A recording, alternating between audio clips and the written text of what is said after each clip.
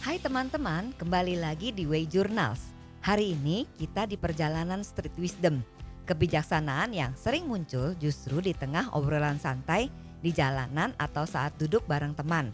Dan kali ini kita bahas soal visi. Bagaimana sih visi itu bisa menuntun seseorang bahkan sebelum ia tahu jalannya. Yuk kita simak sama-sama. Tinggal diedit. Kalau mau YouTube-nya laku, mesti jago ngedit. Orang malas mau dapat hasil gede, itu hukum alamnya nggak ada. Mau dari hukum alam nggak ada. Mau dari kuantum fisik nggak ada.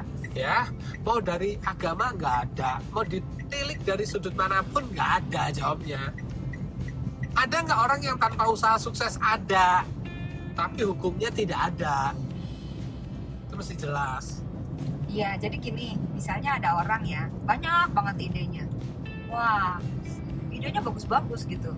Terus pada saat dia menjalankan, baru jalan 1, 2, 3 kali lah katakan. Terus abis itu nggak konsisten, hilang begitu aja. Nanti cari lagi ide baru lagi gitu loh. Jadi kekonsistenan itu yang sebenarnya yang membuat orang berhasil kan salah satunya adalah konsisten. Nah, bagaimana menjaga kekonsistenan itu? Padahal baru 1, 2, 3 kali aja udah menyerah gitu. Habis itu tidak dilaksanakan lagi. Ya mungkin karena merasa kok nggak jalan ya, gagal gitu loh. Setelah 3 kali misalnya gagal terus jadi bosen. Sama di bidang lari juga begitu, kok bosen ya gitu.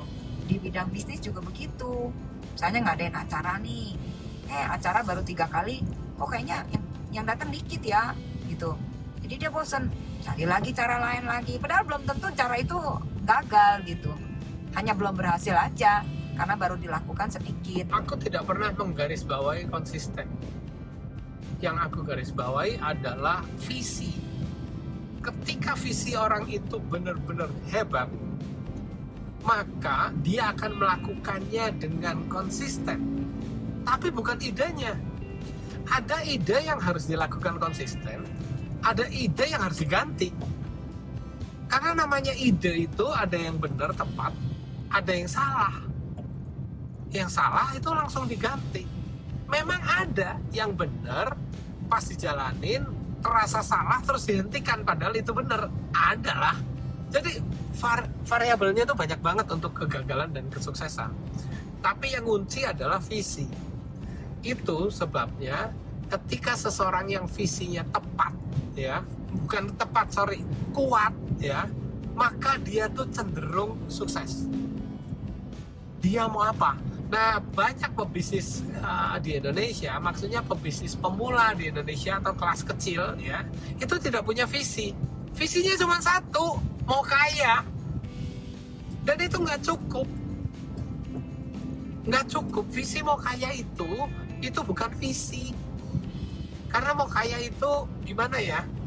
Gini loh, sebuah bisnis atau sebuah tindakan yang bisnis ya, itu hanya bisa maju pesat bila bisnisnya itu punya nilai terhadap umat manusia yang lain.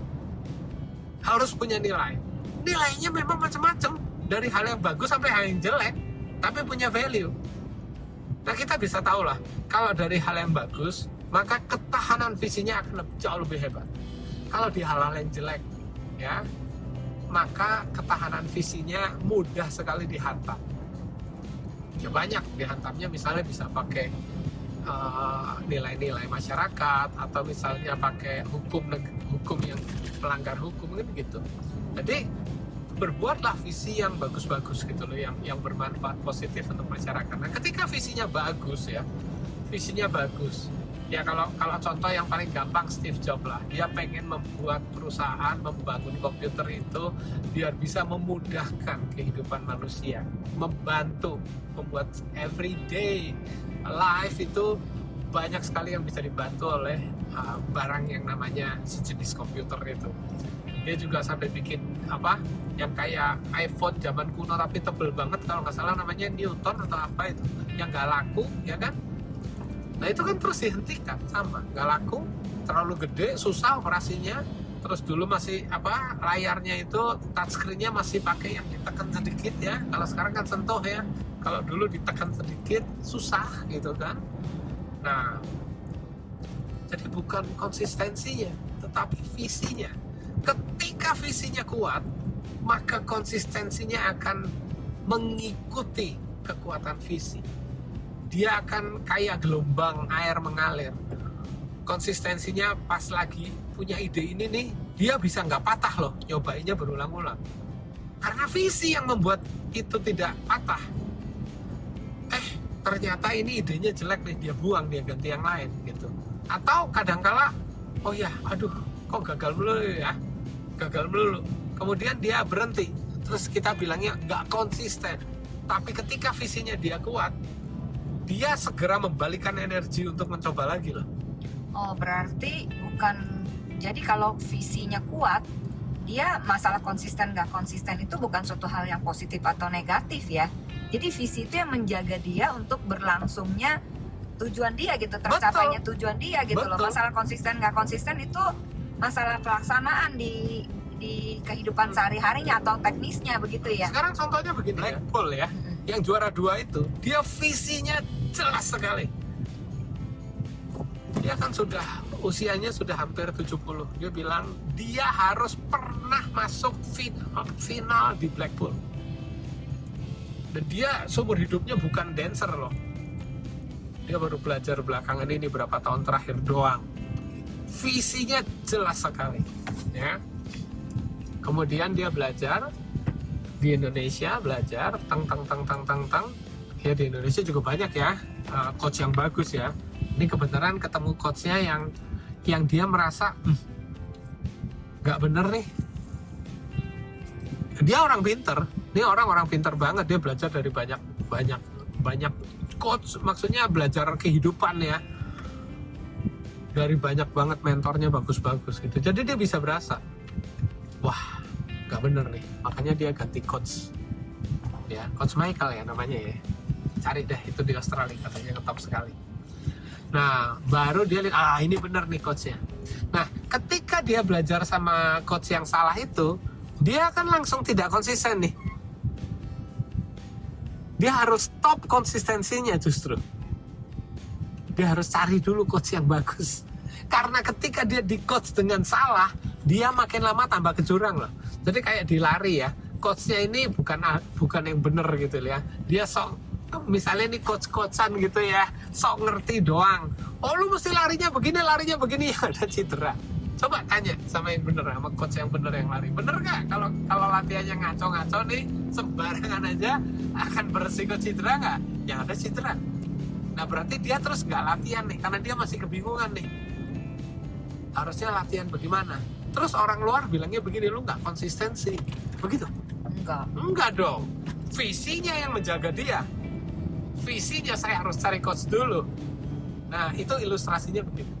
Ya, berarti visi ya yang menjaga orang untuk bisa tercapai tujuannya. Nah, masalah konsisten itu dalam perjalanan bisa itu, naik turun sesuai dengan keadaan dievaluasi lagi ya. Pemenang sejati bukan yang hebat di medan perang, tetapi yang sudah menang bahkan sebelum pertempuran dimulai. Seorang pemimpin yang memiliki visi yang jelas akan terlebih dahulu merencanakan dan membayangkan kemenangan, baru kemudian bertindak.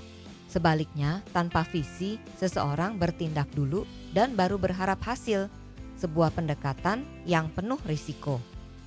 Mereka yang punya visi tahu arah sebelum melangkah. Mereka tidak sekedar bergerak, tetapi bergerak dengan makna. Mereka tidak hanya berharap menang, tetapi sudah menanam kemenangan di dalam pikirannya. Hari ini, sebelum kamu bertarung dengan tugas, tantangan, atau kegagalan, tanyakan pada dirimu apa visimu. Karena yang punya visi tidak hanya bertahan, ia menang dengan tenang. Terima kasih ya sudah nonton video ini sampai habis. Semoga video ini bermanfaat buat teman-teman yang sedang membangun kesuksesan. Langkah demi langkah dengan arah yang jelas. Sampai jumpa di episode berikutnya. Terus belajar dari mana saja, karena jawaban itu ada di mana-mana.